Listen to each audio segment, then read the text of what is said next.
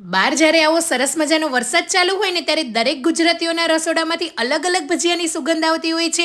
તો આજે આપણે એકદમ ક્રિસ્પી મરચાંની રીંગ બનાવી લઈશું. તો મરચાંની ક્રિસ્પી રીંગ બનાવવા માટે અહીંયા મેં આ રીતે ભાવનગરી જાડા મરચાંનો ઉપયોગ કર્યો છે, જે એકદમ મોડા આવે છે. તો એને ધોઈને કોરા કરીને ડીટીયાનો ભાગ કાઢીને પતલી પતલી રીંગમાં આ રીતે કટ કરી લઈશું. તમે છરી કે બ્લેડની મદદથી કરી શકો. અને અહીંયા મેં એક લાલ મરચું પણ લીધું છે. હવે એને વાસણની અંદર એડ કરી દઈશું. સ્વાદ પ્રમાણે મીઠું, અડધી ચમચી મરી પાવડર અને એક આ રીતે આદુનો ટુકડો લઈ લઈશું, એને છીણીને એડ કરીશું. અને એક મુઠ્ઠી જેટલા લીલા ધાણા અને દોઢ લીંબુનો રસ એડ કરીશું. 3 ચમચી જેટલો બેસન અને 1 ચમચી જેટલો આપણે ચોખાનો લોટ એડ કરીશું. ચોખાનો લોટ એડ કરવાથી એકદમ ક્રિસ્પી રીંગ બનીને તૈયાર થશે. હવે હળવા હાથે એને મિક્સ કરી લઈશું અને મિક્સ કર્યા પછી એને 5 થી 10 મિનિટ સુધી રેસ્ટ આપીશું. ત્યાં સુધી આપણે કડાઈની અંદર તેલને ગરમ કરી દઈશું. તેલ સરસ મજાનું ગરમ થાય ને ત્યારે જ આપણે આ રીતે છૂટી છૂટી રીંગને એડ કરી દેવાની છે. આ રીતે હાથની મદદથી આપણે જેમ કુંભળિયા બનાવીએ છીએ ને એ રીતે જ રીંગને એડ કરવાની છે, જેનાથી તેલની અંદર જશે ને તો એકદમ સરસ રીતે છૂટી થઈ જશે. તો આ રીતે બંને સાઈડ પલટાવીને ઉપર નીચે કરીને એકદમ ગોલ્ડન અને ક્રિસ્પી થાય ને ત્યાં સુધી રહેવા દઈશું. સરસ મજાની ક્રિસ્પી આપણી રીંગ તૈયાર છે. તો એને તેલમાંથી કાઢી લઈશું. તો તમે જોઈ શકો છો એકદમ ક્રિસ્પી પણ બની છે